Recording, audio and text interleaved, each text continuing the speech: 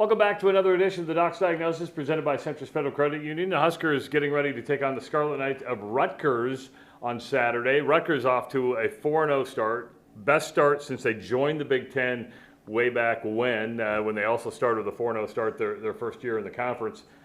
This team knows exactly who it is and who it wants to be. And it is. And I think Greg Schiano is one of these coaches who establishes an identity. And he did that at Rutgers previously.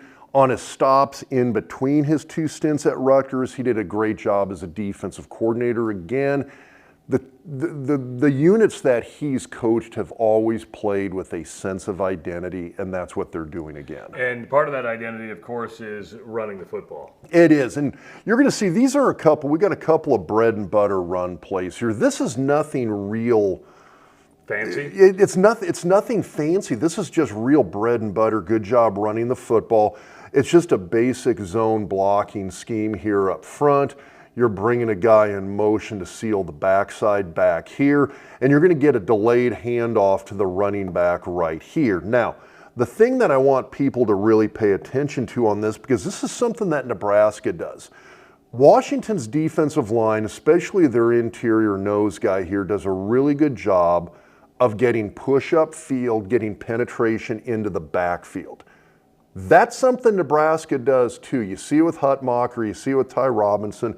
They do a good job of getting vertical push on the offensive lineman and getting into the backfield.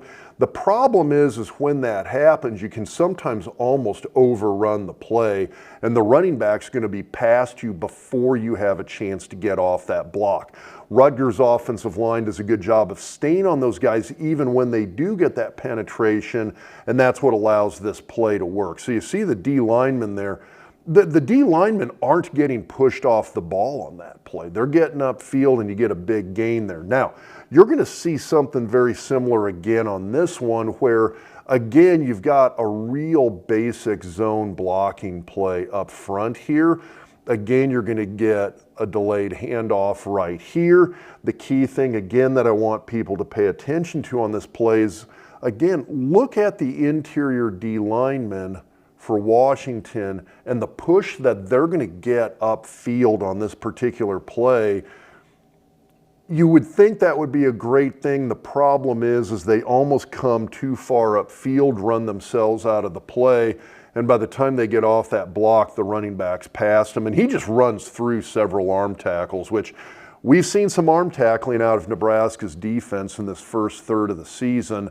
That's stuff that they're going to have to learn to clean up. Otherwise, you're going to end up with situations like this where even though you're putting a guy on that running back, he's just running through those tackles. They run hard. They know their identity. They tend to stick to a very basic offense in terms of what they do. You're not seeing a lot of flashy stuff, but it works. And, of course, Nebraska's been known to give up some rushing yards this year, and Rutgers is going to run the ball right at them. So that's a look at the Scarlet Knights. Hope you enjoyed this week's Doc's Diagnosis. We'll be back next week as we take a look at the Nebraska game with Rutgers. And, of course, they'll be off the following week. So, well, hopefully we get a win against Rutgers. Not going to be easy. That's a good team.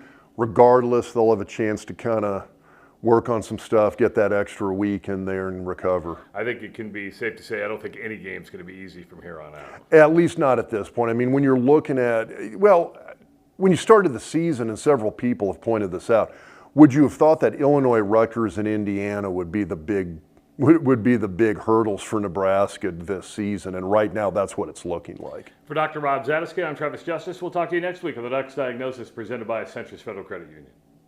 Whether you've just bought your first home or you've had your dream home for 20 years, life is bound to throw a curveball eventually. When unexpected surprises arise, Centris can help you use the equity your home has already accrued to your advantage. Learn more at centrisfcu.org.